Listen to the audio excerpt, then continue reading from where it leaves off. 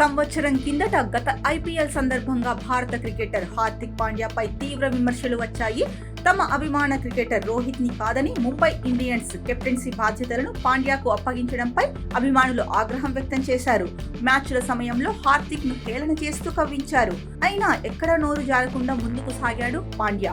తన ఆట తీరుతోనే టీమిండియాలో తానెంత కీలక ఆటగాడో నిరూపించాడు.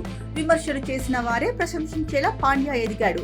ముంబై జట్టు తరఫున హార్దిక్ పాండ్యా ప్రెస్ కాన్ఫరెన్స్ లోనూ చాలా హుందాగా మాట్లాడాడు.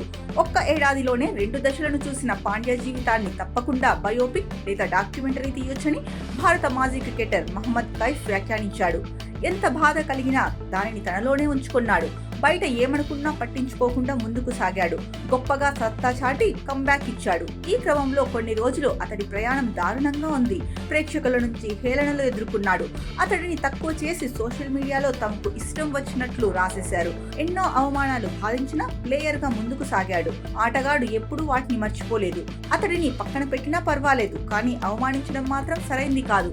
మానసికంగా చాలా క్షోభ అనుభవించాడు. అలాంటి పరిస్థితుల్లోనూ టీ20 ప్రపంచ కప్ లో సత్తా చాటాడు.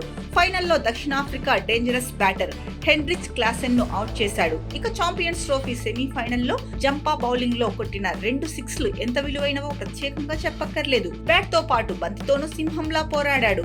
అతడిపై ఏదైనా బయోపిక్ తీయాలనుకుంటే మాత్రం గత 7 నెలలు ఒకెత్తు, అంతకు ముందు ఐపీఎల్ సమయంలో జరిగిన సంఘటనలు మరో ఎత్తు. తన బలాలను నమ్ముకొని నిశ్శబ్దంగా జట్టు విజయాల్లో కీలక పాత్ర పోషించాడని కైఫ్ తెలిపాడు.